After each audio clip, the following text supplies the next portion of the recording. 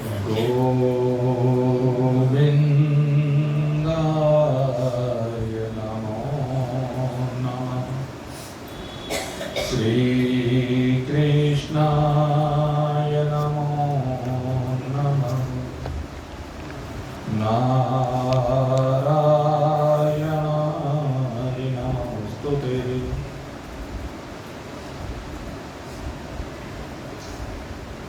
आज धूमधाम के साथ, श्रद्धा और विश्वास के साथ सत्य की असत्य पर विजय के प्रतीक, धर्म की अधर्म पर विजय के प्रतीक, देवों की असुरों की पर विजय के प्रतीक, पावन दशहरा विजयदशमी पर्व को मनाने के उपरांत अपने हृदय में दीपों की ज्योति को जगमग करने के लिए दिव्य पर्व की ओर प्रस्थान करते जिज्ञासु व्यक्त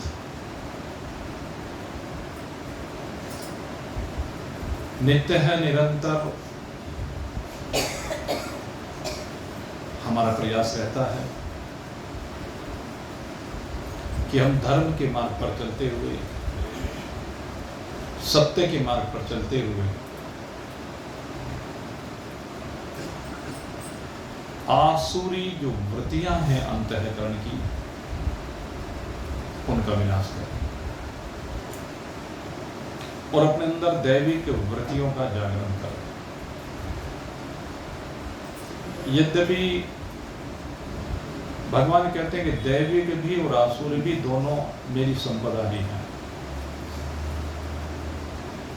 लेकिन एक बात ये भी कही भगवान ने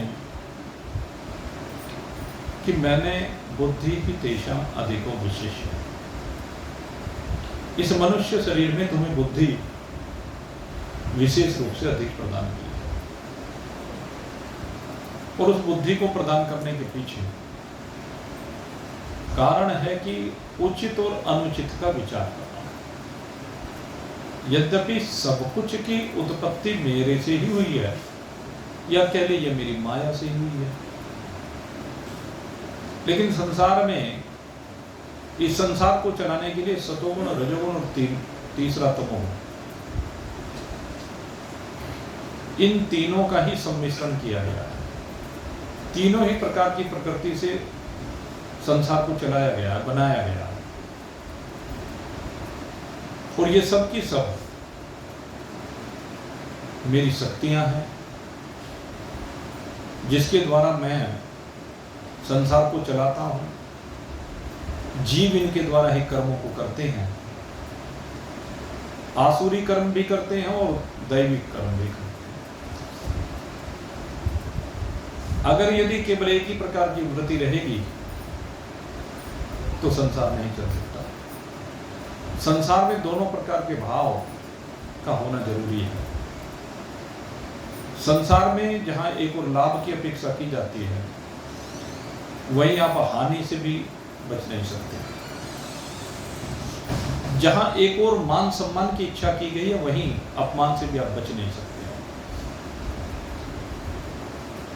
ये संसार का सिद्धांत है। महान पुरुष जिनको बहुत मान सम्मान मिलता है, जिस ओर भी निकल जाते हैं, भक्त लोग झुक झुक करके उनके चरणों में प्रणाम करते हैं, आशीर्वाद देते हैं। उनके प्रति उनके मन में बड़ी श्रद्धा होती है, बड़ा विश्वास होता है, बड़ा प्रेम होता है, और उनकी शरण को प्राप्त होते हैं। लेकिन अनेक बार देखा गया कि उन महापुरुषों का अनेक जगह पर अपमान भी हुआ है। और जब अपमान होगा तो अपमान करने वाला कोई साधारण व्यक्ति तो होगा नहीं, वो असाधारण होता है। और असाधारण भी किस वे में? नेगेटिव वे में, नकारात्मक वृत्ति से जो संयुक्त होता है। अब ये नकारात्मकता कहां से आती है? मेरे मित्र, ये तमोगुण के ऊपर है। ये आसुरी शक्ति है।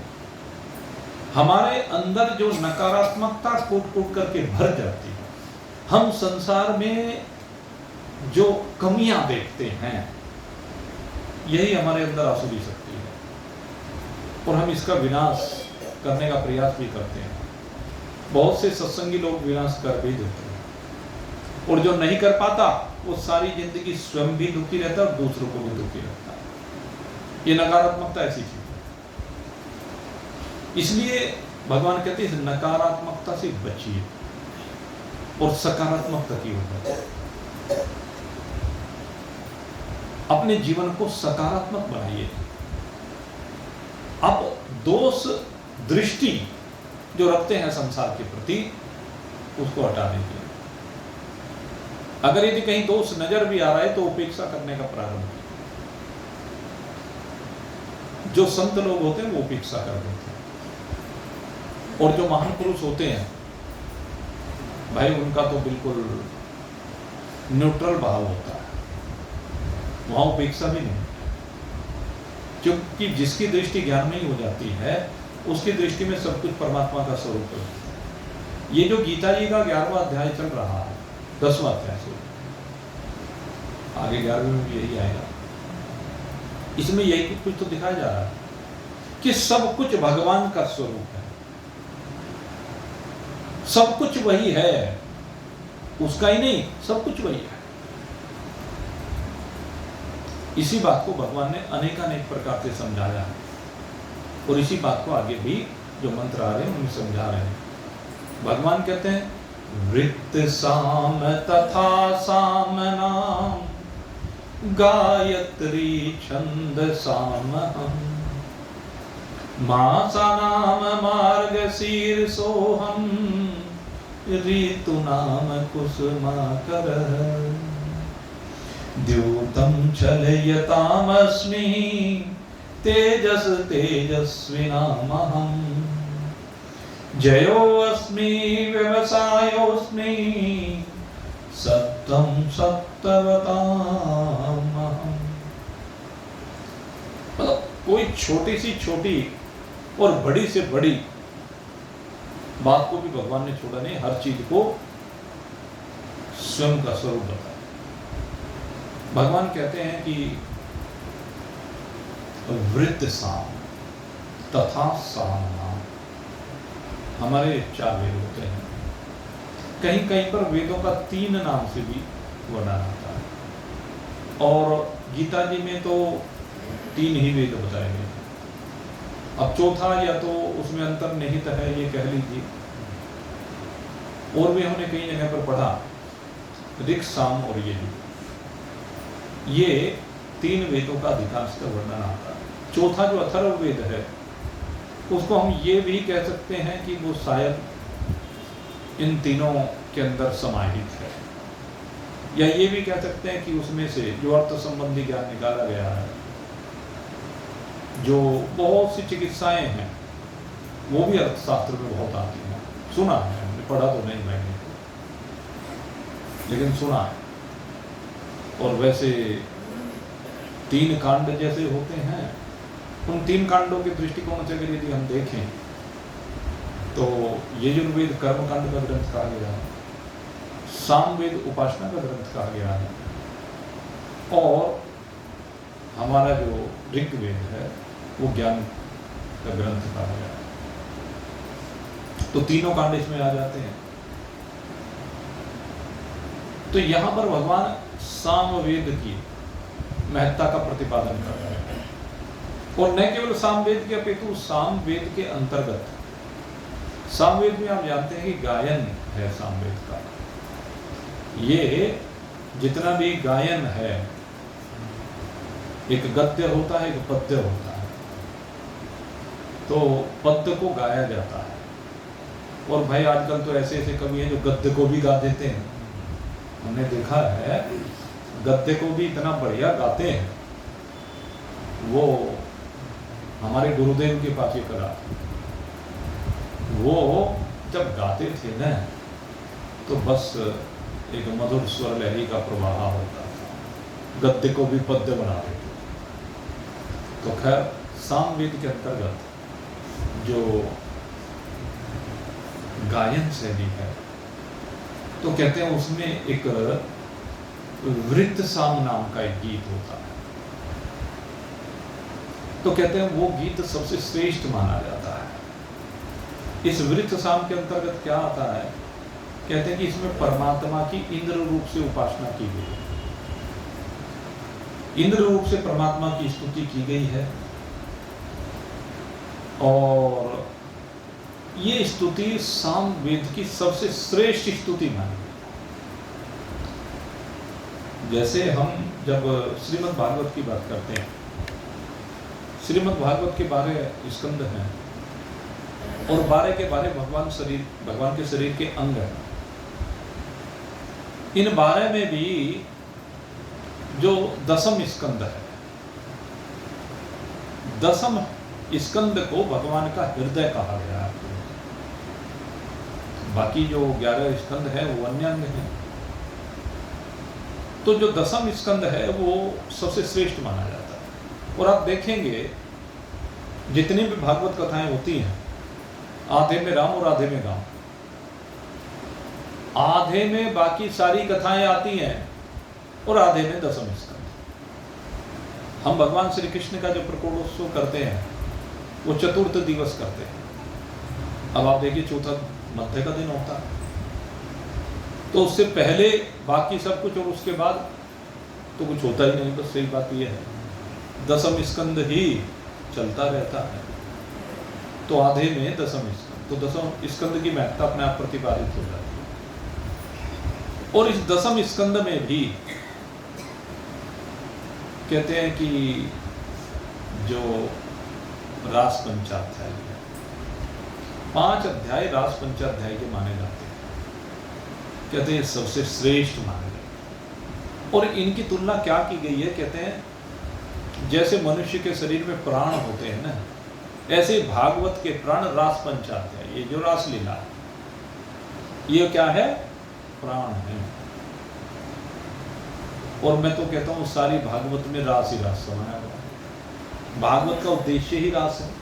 और भागवत का क्या कहूँगा, जितने भी धार्मिक ग्रंथ हैं उन सब का उद्देश्य रास ही, रास से कोई दूसरा उद्देश्य किसी का है ही। रास का अर्थ है परमात्मा के साथ एक रूपता। तो ये प्राण जब परमात्मा के साथ एक रूप कर दिए जाते हैं तो परमात्मा से एक रूपता हो जाती है। इसलिए इस रास पंचाध्याय को भागवत में सबसे श्रेष्ठ माना है।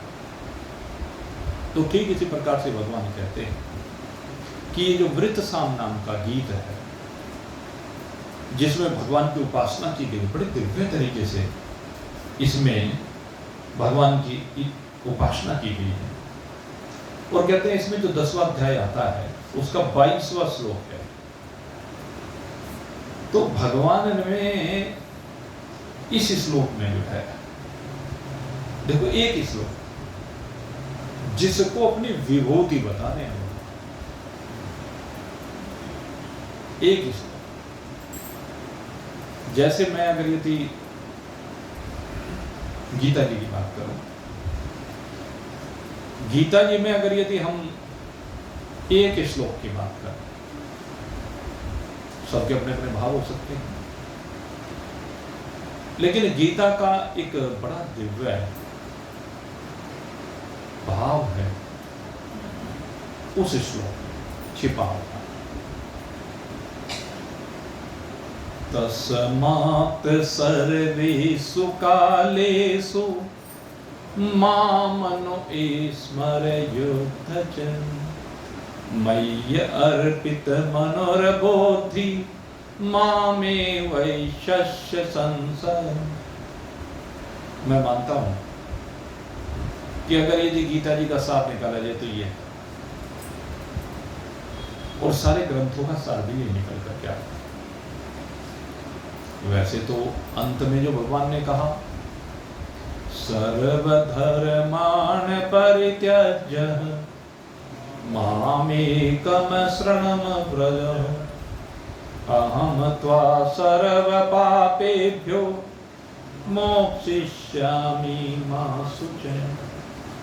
और जहां आपने चित्र देखे होंगे भगवान श्री कृष्ण रथ पर विराजमान अर्जुन को उपदेश देते हुए, तो वहां पर एक बड़ा प्रचलित श्लोक है, कर्मण्यवाधिकार मां फलेषु कदाचन। ये आपने लिखा देखा होगा। तो सबके अपने अपने भाव हो सकते हैं, लेकिन हमने तो भाई जो साथ निकाला, मुझे तो सबसे श्रेष्ठ यही लगता है कि तस्मात् सर्वेषु कालेषु मामन स्मरकृत च मयि अर्पित मनोबुद्धि मामे वैश्यसु संसि। ये सबसे श्रेष्ठ, क्योंकि इसमें जो बात कही गई है, क्या करना है और क्या मिलेगा, दोनों बात स्पष्ट कर दी गई है। इसी प्रकार से कहते हैं ये एक ही श्लोक है, सामवेद के 10वें अध्याय में इसमें आता है। और इसमें भी कहते हैं कि 22वां श्लोक है, जिसको भगवान ने अपनी विभूति बताई। कितना महत्वपूर्ण ये होगा। वृत्त सामना का गीत, कैसी दिव्य उपासना इसमें रही होगी, क्या दिव्य भाव रहे होंगे इसके जो ऋषि हैं, मंत्र दृष्टा है, उनके कैसे दिव्य भाव रहे होंगे, जिन भावों को भगवान ने गीता जी में स्वीकार किया, जिसकी महत्ता का प्रतिपादन गीता जी में करे कि वो मेरी विभूति है, वृत्त था। और आगे कहा भगवान ने, गायत्री छंदसाम अहम। कहते हैं जब छंदों की बात की जाए, हमारे यहाँ छंद कई आते हैं। अनुष्टुप छंद होता है, जगती छंद, ऐसे ही गायत्री छंद होता है। और भाई गायत्री की तो महत्ता का प्रतिपादन कोई शब्दों में वर्णन नहीं कर सकता। ये कहा जाता है कि गायत्री से ही वेदों का प्रकटन हुआ है। गायत्री को वेद माता कहा गया है। प्रणव से गायत्री का प्रकटन कहा गया है और गायत्री से वेदों का प्रकटन कहा। इसलिए इस गायत्री की महत्ता को शब्दों में वर्णित नहीं किया जा सकता। कहते हैं ये जो गायत्री है, ये सबसे मुख्य छंद है। इसकी महिमा हमारे समस्त शास्त्रों में वर्णित की गई है। गायत्री में परमात्मा के स्वरूप का भी वर्णन आता है। ओम भूर्भुवः स्वः तत्सवितुर्वरेण्यं भर्गो देवस्य धीमहि धियो यो नः प्रचोदयात्। भगवान का स्वरूप कैसा बताया गया? कहते जो समस्त लोगों का मालिक, भूर्भुवः स्वः, तीनों लोग जिससे प्रकट हुए हैं। और केवल भगवान के स्वरूप का वर्णन नहीं है, बल्कि इसमें भगवान का ध्यान भी करने का तरीका है। भगवान की उस ज्योति के स्वरूप को दर्शाया गया है जिससे समस्त जगत प्रकाशित होता है। जो प्रकाश सारे जगत को भाषित करता है, प्रकाशित करता है। यस्य भाषा सर्वम इदम विभाति, जिसके प्रकाश से सब कुछ प्रकाशित हो रहा है। उस दिव्य तेज की बात की कहते उसका अवलोकन करो, उसका ध्यान करो, उसमें मन को लगाओ, चित्त की वृत्ति को उस ओर लेकर के चलो। ध्यान भी होता है और प्रार्थना भी है, ध्यान भी है, प्रार्थना भी है, स्वरूप भी है। ये गायत्री की ही विशेषता हो सकती है। और ये मैं आपको बता दूं कि ये जो गायत्री मंत्र हम लोग बोलते हैं, मेरे मित्रों केवल एक यही गायत्री मंत्र है। वेद में असंख्य गायत्री मंत्र है, यही कहूंगा। यद्यपि असंख्य कहना बनता नहीं, लेकिन असंख्य कहने से इसकी महत्ता प्रतिपादित हो जाती है।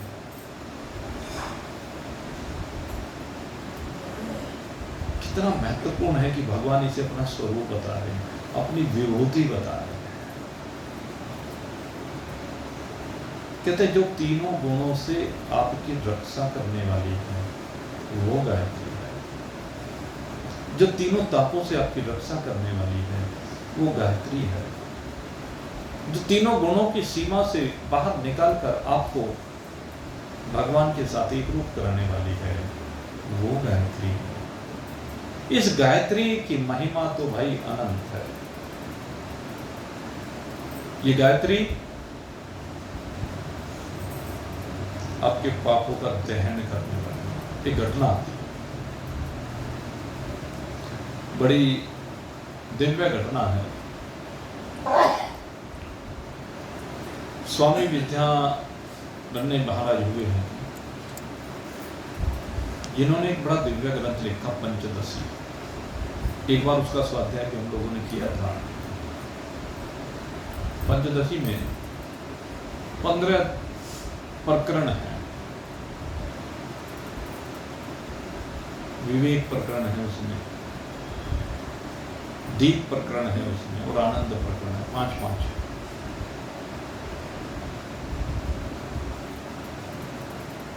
तो उस ग्रंथ के जो रचयिता हैं पंडित विद्यारण्य,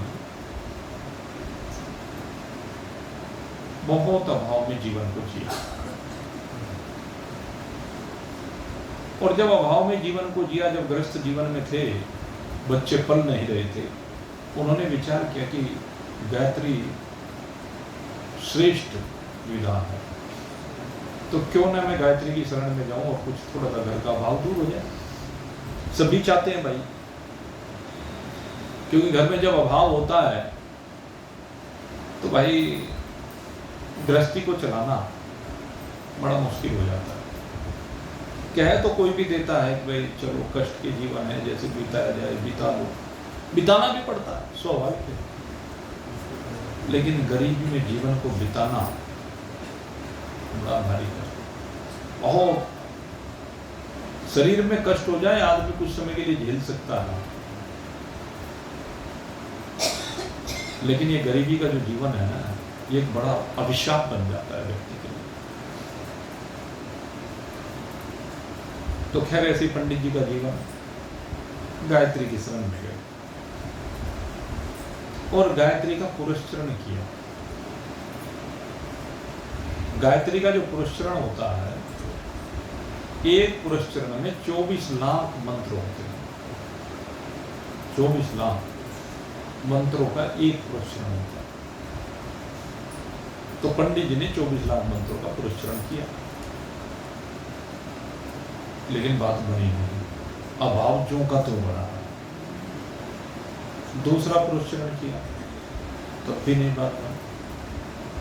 होते होते पंडित जी ने 24 ही पुरस्चरण कर डाले, जवानी से बुढ़ापा आ गया, पर घर का अभाव दूर होकर नहीं गया। आखिर में परेशान हो गए, वैराग ले लिया। अब ये कहो ये तो गरीबी से परेशान हो के लिया, ये तो नहीं कह सकते, क्योंकि अब बुढ़ापा अगर तो बच्चे करने लायक हो गए, अपने आप पर गृहस्थी को देखेंगे। दूसरे ये है कि क्योंकि ज्ञानी तो थे ही, शास्त्र के वक्त थे ही, विद्वान वक्त थे ही, इसलिए उनके मन में आया कि छोड़ भाई, वैराग ले लिया।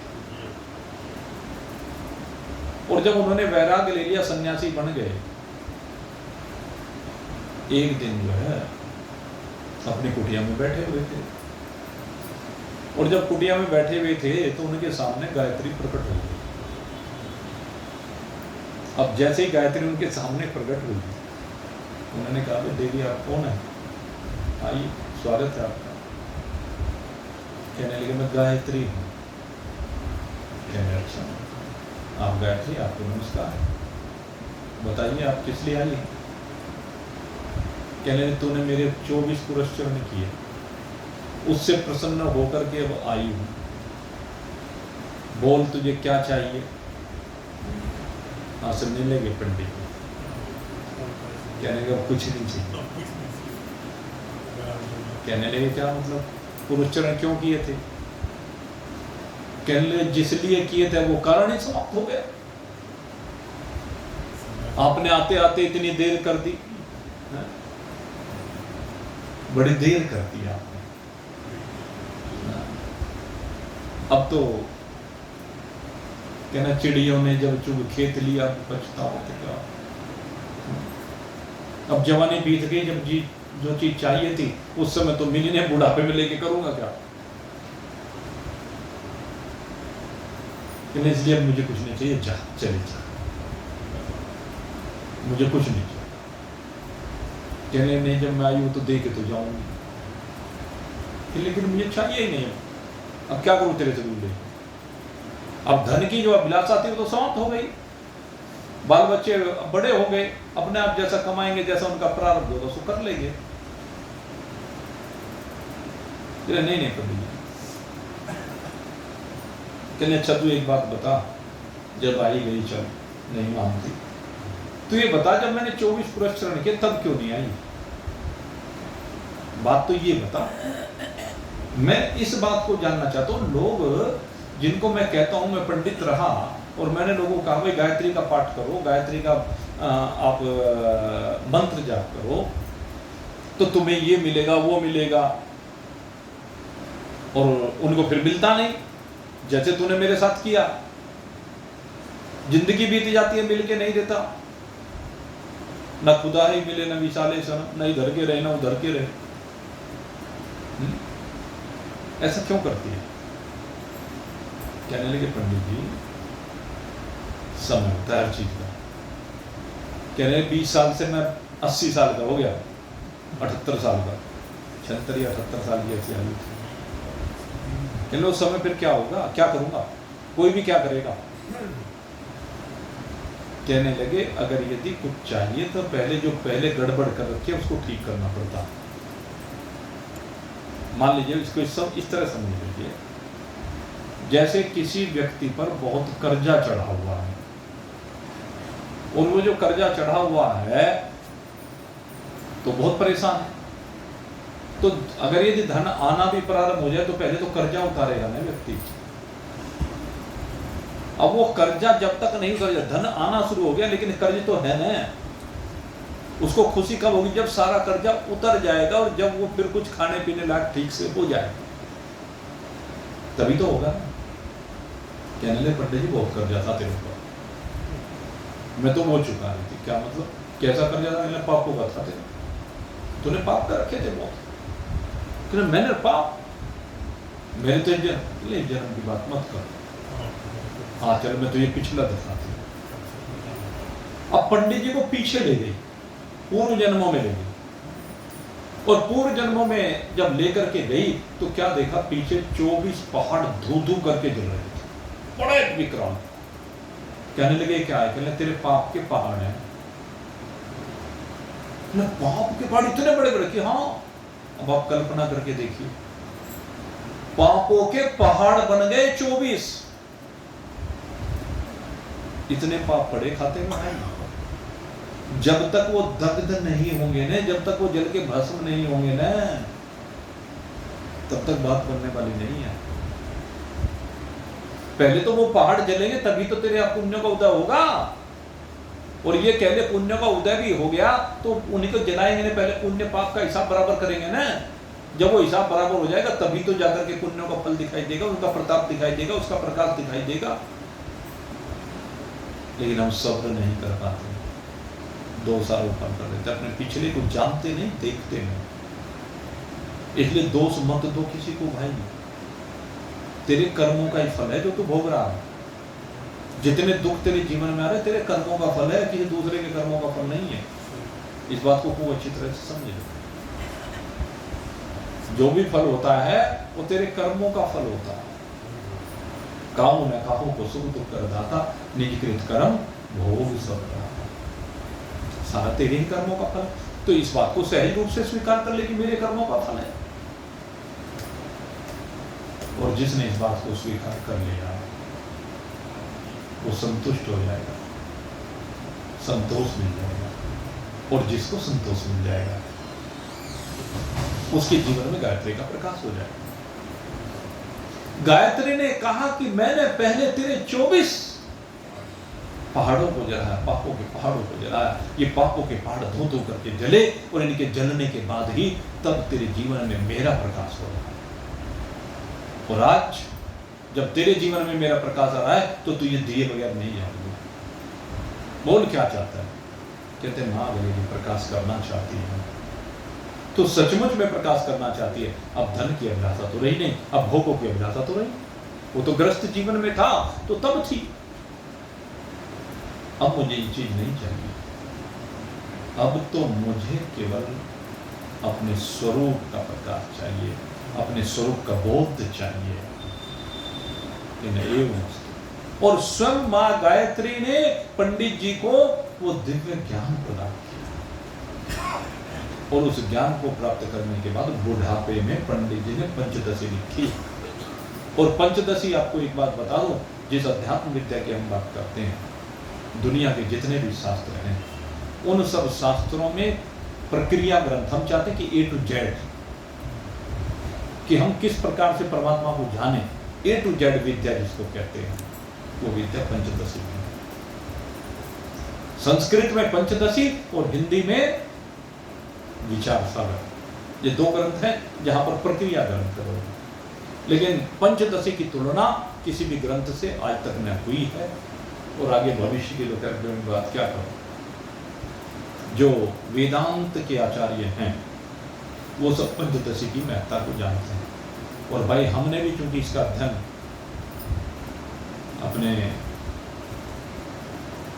ऋषिकेश में परम संतरी श्री रघुवर दयाल शास्त्री जी से किया। रघुवर दयाल शास्त्री जी अपने आश्रम में, अवधूत आश्रम ऋषिकेश, वहां पर पंचदशी पढ़ाया करते। तो मेरे से उनका बड़ा प्रेम था, बड़ा स्नेह। वैसे तो 1 घंटा रोज पढ़ाया करते थे, लेकिन गर्मियों के दिन में जब हम 1 महीना ऋषिकेश रहा करते थे तो उन्होंने कहा बेटा तुम जो है मेरे पास दोपहर में आ जाए। जो उनके आराम का समय होता था, कहते यहाँ तो जब भाई सबको पढ़ाते हैं तो बात अलग होती है, और मैं तुझे अलग से दोपहरी में आ, मेरे पास बैठ करके अध्ययन कर और समझ। तो उन्होंने मुझे अकेले को बैठा करके समझाया। दोपहर आराम के समय में से अपना समय निकाले। ये महापुरुषों की विशेषता होती, ये महापुरुषों की कृपा होती। इसी ग्रंथ का अध्ययन उन्होंने कराया, ये प्रक्रिया ग्रंथ। इसके बाद आपके मन में जो भी संशय सारे समाप्त हो जाएंगे। आपके जीवन में कोई संशय रह ही नहीं सकता, एक भी संशय नहीं, सब संशयों की तीसरी हो जाए। ये इसकी विशेषता होती है मेरे मित्रों। तो मेरे मित्रों, ये पंडित जी,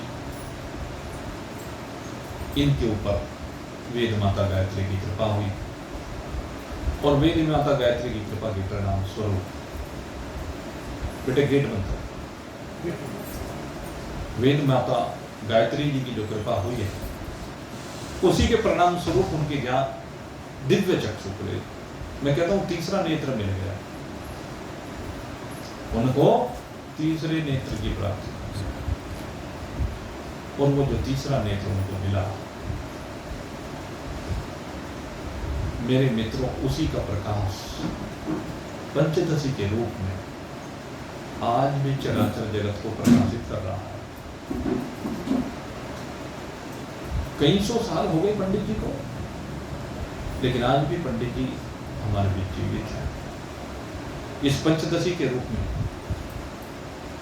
तो ये है मेरे मित्रों गायत्री की महत्ता। इसीलिए भगवान कह रहे हैं गायत्री छंद साम अहम्। ये गायत्री रूपी जो छंद है वो मैं ही हूं। गायत्री मेरी ही विभूति है। मासा नाम मार्गशीर्षो, भगवान ने मार्गशीर्ष मास को भी कहा ये मेरा स्वरूप है। ऋतु नाम कुसुमाकर है और ऋतुओं में श्रेष्ठ बसंत ऋतु को अपना स्वरूप बताया है। भाव कहने का ये कि भगवान ने किसी भी विषय को छोड़ा नहीं। आगे आपको जान करके आश्चर्य होगा, भगवान द्योतम छल मताम, कहते जो छल करने वाले, हेरा फेरी, धोखाधड़ी, कहते ये करने वाले जो हैं, जो द्यूत यानी जुआ, कहते वो जुआ भी मेरा ही स्वरूप है। लेकिन उसके भाव क्या है, वो सब भाव एक एक करके भाई आपके सामने रख रहे हैं और रखते रहेंगे। मुख्य बात क्या है कि भगवान कहते हैं सर्व खलविदं ब्रह्म, कि चराचर जगत मेरा ही स्वरूप है, चराचर जगत मुझसे भिन्न है ही नहीं। जैसे कोई भी आभूषण सोने से भिन्न नहीं, जैसे कोई भी अस्त्र शस्त्र लोहे से भिन्न नहीं है, जैसे कोई भी वस्त्र सूत से भिन्न नहीं है, कोई भी बर्तन मिट्टी से भिन्न नहीं है, ऐसे भगवान कहते हैं कि जो भी कुछ है वो सब कुछ मैं ही हूं, केवल दृष्टि ज्ञान नहीं चाहिए। अगर आपकी दृष्टि ज्ञान नहीं हो गई तो आपको दिखाई देगा मेरा स्वरूप, कण कण में मैं दिखाई दूंगा, अन्यथा नहीं देख सकता।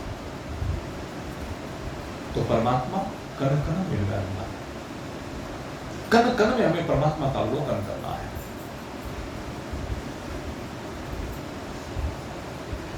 और वो अवलोकन करने के लिए ये तीसरा नेत्र खोलना पड़ेगा। जिस प्रकार से पंडित विद्यारण्य जी का ये तीसरा नेत्र खुला, ऐसे ही अनेक महान पुरुषों की कृपा से अनेक शिष्यों के ज्ञान के नेत्र खुले, और वो ज्ञान का नेत्र खुलने से वो भी महान पुरुषों में सम्मिलित हो गए। और सत्संग ही इसका एकमात्र साधन। सत्संग के द्वारा हम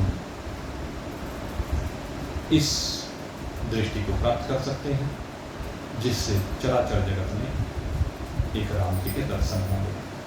मुझ में हे राम तुझ में राम, सब में राम समाय, सबसे कर लो प्रीत जगत में कोई नहीं पराया। ये नहीं चाहिए। चराचर जगत में एक राम का अवलोकन हो, राम जी के अतिरिक्त कोई देखे नहीं। आप सबके लिए बहुत बहुत शुभकामना करते हुए अब आज के सत्संग को यहीं पर विश्राम दे रहा हूँ। और भाई कल भी अवकाश रहेगा, मेरे को कल बाहर जाना है, परसों फिर आपकी सेवा में उपस्थित होऊंगा। तब तक के लिए जय राम जी की। बोलिए सच्चिदानंद भगवान